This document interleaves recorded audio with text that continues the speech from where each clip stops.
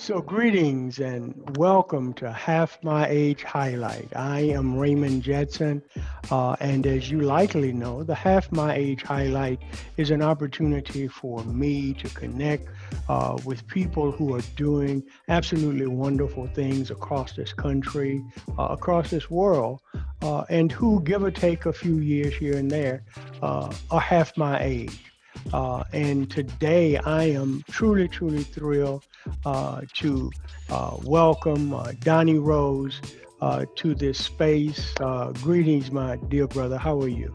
I'm doing well, Brother Jackson. How are you? I am well, and I'm excited to have this opportunity with you. I will share with those of you who are watching. Many of you may know already. Donnie is a native and has roots in Baton Rouge, and that's where I connected with Donnie. But Donnie and his lovely and talented wife Leslie relocated to the Eastern Seaboard, and are just doing wonderful things, continuing to do wonderful things in their relocation. And we'll touch on that in a bit. So welcome and thank you for sharing with us. Yeah, thank you for having me. When you call, I answer. So Well, I appreciate I'll be here. Yeah, I, yeah. I appreciate it. So as I share with you, I always open by asking my guests, and so I'll start with you. Who is Donney Rose in 25 words or less? Um, hmm. So at this juncture in my life, I am a writer. I am a creative. I'm still an organizer, even though I haven't really been able to do much organization work, pending, relocation and pandemic. I'm a husband. I am a youngest brother. I'm an uncle, a friend. I'm a mentor. Uh, I'm an idealist, and I'm out here trying to figure out the world one day at a time, and figure out what is the best for my personal self, what is the best for my community, what's the best for Black people, you know what I mean? And I guess I'm a consistent observer, and learner. So Donna, let me out of all of those wonderful descriptors that you shared, I'd like to pull two of them out to focus on. One is you describe yourself as an idealist, and I have certainly in my time with you, in relationship with you, I found that to be true. Mm-hmm. Uh, how has life over the last couple of years and all that it has brought with the pandemic and then some, has that challenged the idealism? Absolutely. And so there are people who may engage with my work, primarily my work up at northstar.com, where we write liberation journalism, right? And a lot of that is like writing about the hard things that takes place in our country and in our world. And so someone may look at my writing or even postings on social media and be like, you idealist? It doesn't really, seem that that's the case. But I believe in telling it how it is and telling it how it can be. And so, in the midst of dealing with pandemic, socioeconomic injustice, racial injustice, et cetera, I still believe, and I always believe, that there is a clearing path. The more that we become aware of the things that are, opposed to who we are and opposed to our personhood, the more we can actively, work to either overcome and combat those things. And, I'm able to look at, smiling faces like my 3 and 5-year-old niece, or like children that, I see from my community. And when I look at them, I look at people who have not been scarred or who have not been tainted by, all the inequities this world could bring about. And so with that, comes this idea of idealism, that there's a generation of, children, particularly Black children, who are coming up who have not been tainted by anything. And so when they look at the world, they look at it through wide, precocious eyes. So that's kind of where that comes from. I appreciate it. The other thing that really just kind of jumped out at me, you described Donney Rose as a constant observer.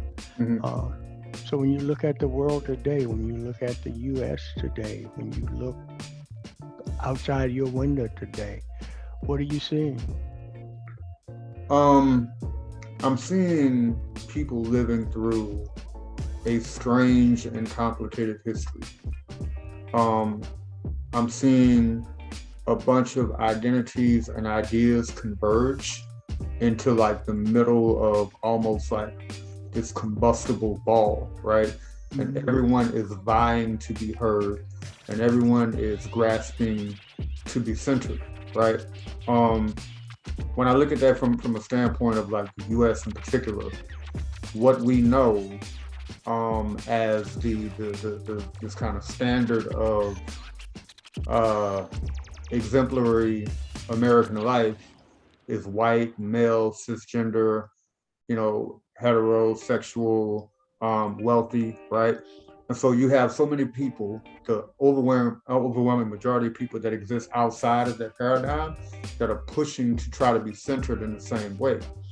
And so when you look at this idea of the overwhelming majority of people pushing to be centered and to be seen and to be actualized, and you put that on top of this strange history of pandemic, of isolation, of people, having distrust of science or distrust of government, all of those things, when they kind of swell together, creates this, this almost bar fight scenario where people are just like scrapping and scrambling to have placement and to be prioritized. And so that's really what I see more than anything else, people scrapping and fighting to be prioritized. And yeah. So thanks. And so you touched on part of that which you do when you talked about your role with North Star. Mm-hmm. So how would you describe your work? What is it that you do to in some way impact this world that you just described with an accuracy and sensitivity? So from a 9-to-5 perspective, I'm the chief content editor at thenorthstar.com.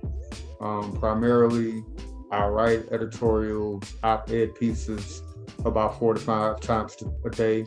I also edit and consult other writers. I also give editorial feedback for podcasts and things of that nature. The North Star is what is considered a liberation journalism outlet. It was originally started by Frederick Douglass in the late 1800s. It was restored by Sean King in 2019.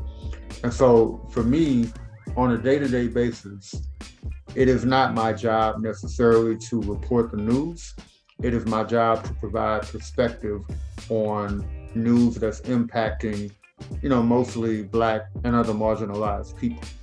I read news stories on a regular basis, and then I try to analyze and dissect them from a standpoint that is most true, at least in my opinion, to what I think that we, are going through as a community. I also look to bring in other writers. I also look to interview different people from my immediate community and, those outside. We lean on the side of the marginalized, of disenfranchised folks when telling stories and telling their stories.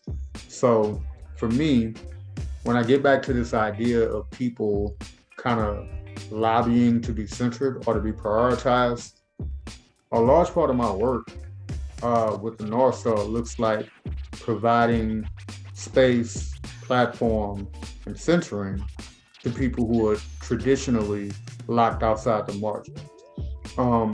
When I'm not doing that, my passion, which has been for years, is poetry, performance poetry, and the written word.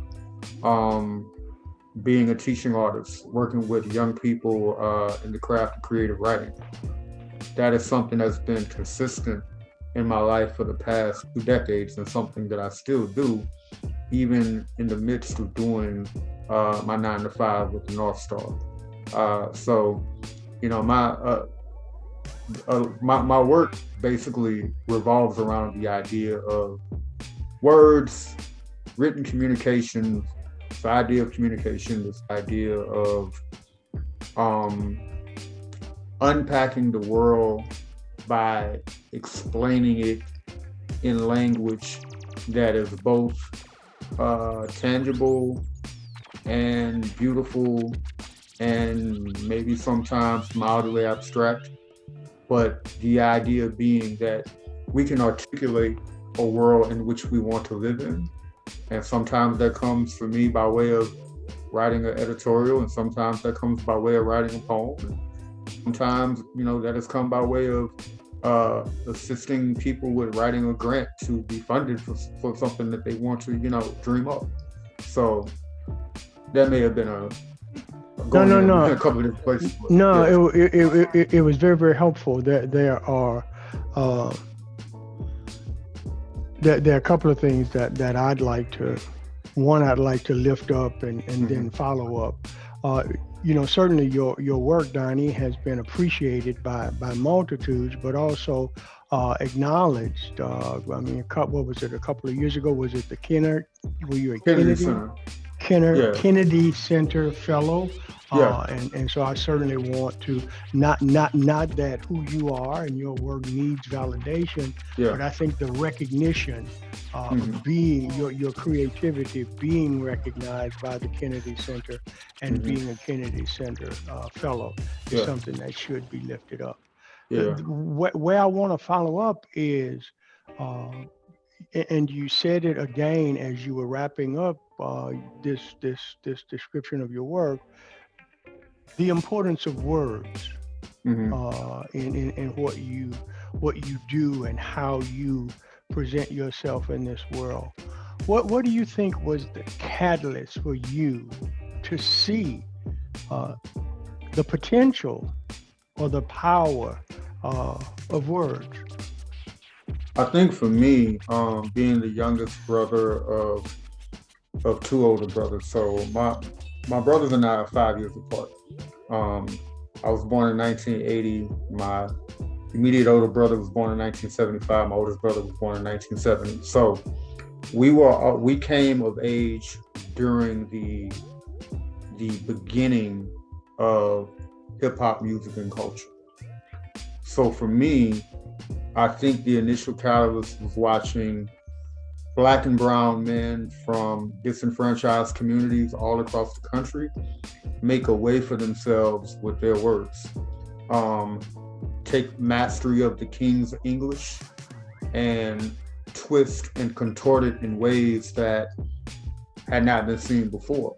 Some of the earliest geniuses, or people that I may identify as geniuses that I have seen, were hip hop artists, were rappers who were, again, taking language that was not necessarily meant for us to master and mastering it, and producing slang and producing verbal stylings, and just creating a whole culture that the world follows suit on.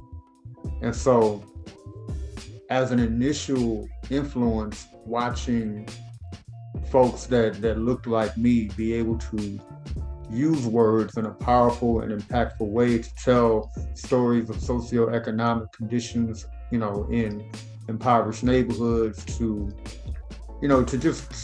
tell narratives that were not always on the forefront. Like, I remember when I was really young, when the group NWA was first coming out, and when they had a great deal of controversy behind their song F the Police. And I remember Ice Cube saying that NWA considered themselves as the CNN of the ghetto. So like this whole idea of, many people in hip hop, particularly the earliest, rappers such as Grandmaster Flash and the Furious Five, people like that, Public Enemy, that were using their gift and their talent to articulate a reality that folks were going through, but doing so through creative, vivid language, and that was a direct inspiration for me. I appreciate I appreciate that perspective. Um, I, as you were talking, just kind of went on a trip down memory lane. Mm-hmm. Of course, uh, uh, you, in your childhood, I was a fully grown Right. man for Yeah. a significant part of it, but still, nevertheless, was able to appreciate the onset of these reporters from the ghetto Yeah. Yeah. who told a story. Yes. Uh, Yes. and so, are you an activist, an advocate, an agitator, a truth teller, something else, Yeah. or I all think of that? so. I think at some point or another within my development, I have probably been all of those things. Um, I think that probably more than anything, I function as an advocate because and I fill that space through writing. I fill that space through mentoring. I fill that space through community organizing. Um, I'm not always the person, and I never have always been the person on the front line with the picket sign and the bullhorn. Um, but I may have helped influence the person on the front line with the picket sign and the bullhorn. I may have helped develop the strategy, or at least given the words, or given or contextualized. I know, particularly in the summer of 2016 in Baton Rouge, when we had our own uprising in the aftermath of the killing of Alton Sterling, I spent a lot of time almost functioning from like a social media reporter, right? And so like my news feed was very active, and people were in my inbox like every day asking me questions, not because they could not see it on WAFB or WBRZ, but because they were trying to get a closer view on, this kind of like on the grounds, if you will, perspective. And again, I wasn't out there every day marching, or with the picket sign like, a lot of folks I know, but I was getting a lot of information and then using my gift to relay that information not only to the people who I knew were most impacted, but probably and even more so importantly, to the people that were looking at it from the perspective of a casual observer, AKA liberal white Baton Rouge, right? And so it was within that moment where folks were like, we're leaning into your perspective because you're telling us things, and you're articulating this in a way that we had never really like processed before. And so in that regard, I felt that I was being an advocate for my community. And yeah, so that's kind of like always the space I think I sit in. One of, being an advocate. I'm that when I'm nothing else. Well, I do think that I'm a regular truth teller. I don't just be out here lying. But yeah, I think that I sit in an advocacy space, most prominent. So, relocation Uh-huh. has been a part of your journey. I started off by talking about you being a native of Baton Rouge, but Yeah, not currently a resident yeah. of Baton Rouge. Where does the change in geography fit into this story, and how has it impacted the arc of the story? So it's interesting. My wife Leslie and I, we relocated to Southern Maryland, Hyattsville, Maryland, in PG County, 3 miles outside of DC. Where we live is the northernmost point of what was considered the Confederacy.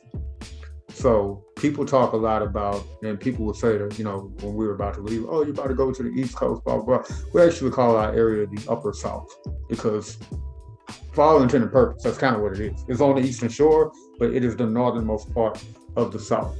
And so from that standpoint, there are a lot of influences, Northeast influence, sociopolitically, culturally, et cetera, but you definitely still feel a southernness, where you are. And so I guess for me, there is a feeling of both home and elsewhere. You know what I mean? In a pandemic, that has also been a feeling of home and displacement because, I haven't really necessarily been able to engage with community out here. The only person I really know outside of my wife is one of my good friends from high school who's been living here for years, and my barber, who I met like last year or whatever. But there's kind of a degree of displacement just because, all things considered. But with respect to my work and what I do kind of on a regular basis, being here is definitely having access to like many cultural touch points. So I'm within a stone's throw of like where federal government, works. But I'm also very close to Black Lives Matter Avenue. I'm also very close to the historic Southeast DC. I'm also very close to the Smithsonian Museum for African American History and Culture. I'm also close to like a lot of these kind of cultural things that I didn't necessarily have, ready-made access to before I left. So I'll give you one quick example. The other day, last week for the North Star, I wrote a piece about the students at Howard University who've been protesting their housing inequities for the past month. What I did, which I never did when I was in Baton Rouge, writing, I briefly wrote for the Advocate, but what I did here, I jumped on a metro because, I never did in Baton Rouge, we didn't have a metro. Jumped on a metro, rode to Howard University's campus, and got to interview 4 students and a professor. They didn't know I was coming. I just went on the campus, and was able to talk to them. And, it was really invigorating. I interviewed 3 young sisters, all who were freshmen, and an adjunct professor. And they all were just, very adamant about lobbying for student equity. You know what I mean? And this is taking place at the quote unquote Mecca of Black colleges, right?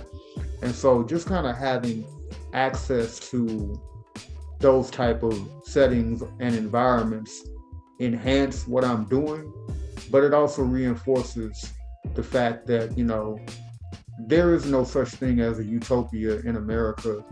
And I think particularly when you're talking about places that have, a history of, the legacy of slavery in particular, the remnants, are still like in the atmosphere in various ways. So I'm somewhere that could be considered more quote unquote cultured, if you will, from where I came, but there are a lot of things that are very much the same. Thanks for that. So here's my last piece for you, last question. So I'd like for you to be thoughtful of a young change agent, a younger version of yourself who is sitting in a community somewhere and wrestling with the notion of changing geography. What would you say to him, her, or they about thinking through that process?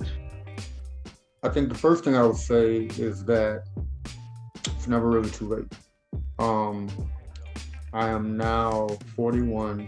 I left Baton Rouge last year at 40 years old. So like I uprooted not only a great deal of social capital cultural capital, um, you know, familial closeness. I've rooted my entire life to try something different along with my wife, and thus far, it's been fruitful. It's been a good experience. So I would say that's number one. It's not too late. Number two, I would say try to recognize when either A, you have outgrown your environment, or B, your environment is no longer servicing you in the way that you feel it should be. And so there are things that we can do in our community that does not require us going anywhere. But then there may, a young person may reach a point where they look around and say to themselves, I'm no longer growing where I am, or I'm no longer either being serviced or being of service adequately to where I am. So that's a matter of assessing, your own community. For me, and I've said this a couple of times, I don't know if I would have left if we did not leave during the pandemic. But the thing that was interesting about that is like during this time of isolation and, kind of quiet, it allowed the ability to quote unquote slip out the back door and to, and to venture off into the unknown, because we all, for all intent and purpose, had been living in the unknown for the past 2 years. And so, what is the risk of jumping out the window when everything seems uncertain? And so, kind of going back to what I was saying, I think that it really does become a matter of any person, younger or older, recognizing where they are in their given community, where they stand, what is there still to offer that person, what does that person have to offer that community. And if those things, if there's not an immediacy that's like urging you to stay put, then there's nothing wrong with considering something else. And I will also say this in closing, there's nothing wrong with making returns. You know what I mean? There are people who venture out and learn and gain things and bring them back to build, to help, contribute in building a better community than what they left. Now, my wife already told me she's not coming back to Baton Rouge. So if I go back to Baton Rouge, I'll be going on my own, right? So y'all may not see me aside from this, but there's nothing wrong with, migrating to spaces, picking up things, bringing them back to where you return, or just migrating somewhere else, and finding where you fit at any given time. Donney Rose, I appreciate you, man. I am, I'm thankful to have this opportunity to connect with you, even in this space. And it's been a joy just to hear your voice, to hear your thoughts. As always, I appreciate them greatly. Absolutely. And the next time I'm in town, we're going to have to connect. I didn't catch you the last time I was in town briefly, but we're going to have to link up. We will have to do that. You be safe. Continue to thrive, my brother. Give my best to Leslie. And thank you so much for joining me on Half My Age Highlights. All right, peace. You take care.